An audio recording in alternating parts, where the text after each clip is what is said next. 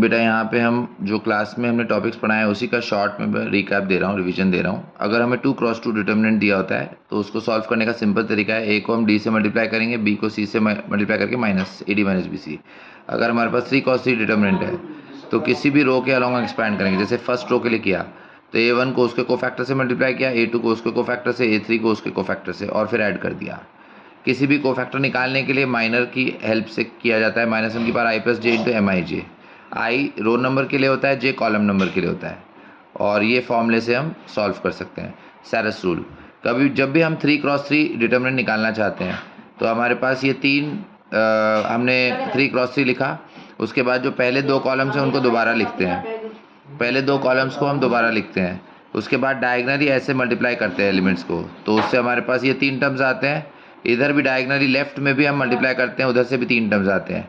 ये सम आता है S1, ये सम आता है S2, और S1 में से S2 माइनस करके डिटर्मिनेंट की वैल्यू आती है। सैरस रूल सिर्फ 3x3 डिटर्मिनेंट पे ही अप्लाई होता है, ठीक है। उसके बाद प्रॉपर्टीज़, तो प्रॉपर्टीज़ अलग अलग तरह की हैं। जैसे अगर पूरी रो 0 हो जाए डिटर्मिनेंट की तो उसका वैल्यू 0 होता है, या पूरा कॉलम 0 हो जाए। अगर 2 रोज़ बेटा सेम हो जाए तो भी डिटर्मिनेंट का वैल्यू 0 होता है।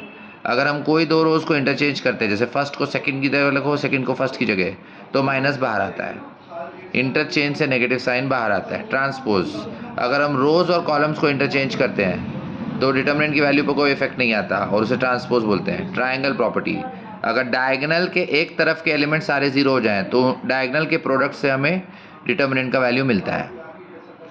अगर डिटर्मिनेंट में कभी कोई वेरिएबल दिया है, कोई एक्स है या वेरिएबल है जिसकी वैल्यू पुट कर दी हमने, एक्स की जगह ए पुट किया और डिटर्मिनेंट की वैल्यू 0 आ गई, तो इसका मतलब एक्स माइनस ए उस डिटर्मिनेंट का फैक्टर होगा, ठीक है बेटा।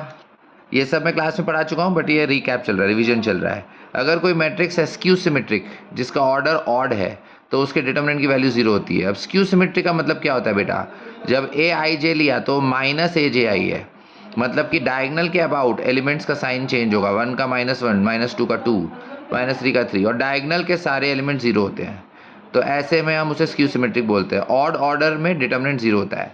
एडिशन प्रॉपर्टी, अगर दो एलिमेंट्स के सम के फॉर्म में किसी रो में लिखा है तो हम उसे 2 डिटर्मिनेंट्स में तोड़ सकते हैं, जिसमें जैसे फर्स्ट रो में है तो उसमें 2 अलग अलग डिटर्मिनेंट्स आएंगे और दोनों की फर्स्ट रो में वो डिस्ट्रीब्यूट हो जाएंगे elements, A1 A2 B1 B2, लेकिन बाकी दोनों सेकंड रो दोनों में सेम है। समेशन, अगर डिटर्मिनेंट के अंदर किसी रो में R के टर्म्स हैं तो डिटर्मिनेंट के अंदर ही हम समेशन लगा सकते हैं, ठीक है। लेकिन इसमें एक चीज़ इंपॉर्टेंट है, अगर R के टर्म्स एक से ज़्यादा रो में प्रेजेंट है तो उस केस में आपको डिटर्मिनेंट एक्सपैंड करके फिर समेशन लगाना पड़ेगा, ओके। और उसके बाद लास्ट जो प्रॉपर्टी है वो डिफरेंशिएशन की है। अगर कोई डिटर्मिनेंट दिया है जिसमें वेरिएबल पार्ट है, एक्स के टर्म्स हैं और हमें उसे डिफरेंशिएट करना है, फॉर एग्जांपल यहाँ 2x2 है, तो हम एक रो को एक बार में हम एक ही रो को डिफरेंशिएट करते हैं। जैसे यहाँ मैंने फर्स्ट रो को किया बट सेकंड रो को वैसे ही रखा, और यहाँ पे मैंने सेकंड रो को किया लेकिन फर्स्ट रो को वैसे ही रखा, ठीक है। तो यह देखो मैंने यहाँ लिखा भी, डिफरेंशिएट एक रो को करो एट वन टाइम, ठीक है। तो प्लीज़ रिवाइज करते रहो ताकि क्वेश्चंस आपसे सॉल्व होते रहें, ओके बेटा।